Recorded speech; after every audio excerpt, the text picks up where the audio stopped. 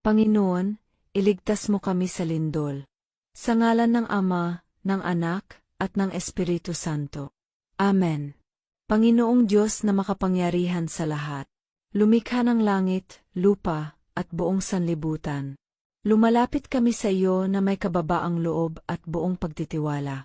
Sa gitna ng pagyanig ng lupa, sa takot at pangambang dulot ng lindol, ikaw po ang aming kanlungan at sandigan.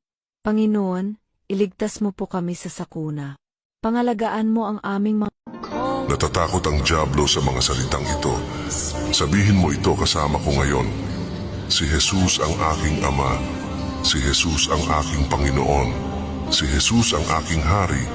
Si Jesus ang aking daan. Si Jesus ang aking katotohanan. Si Jesus ang aking buhay. Si Jesus ang aking tagapagligtas. Si Jesus ang aking pastol. Si Jesus ang aking lahat. Ibahagi ang panalangin ito sa mga taong nais mong pagpalain ng Diyos at huwag kang maging maramot sa iyong amen.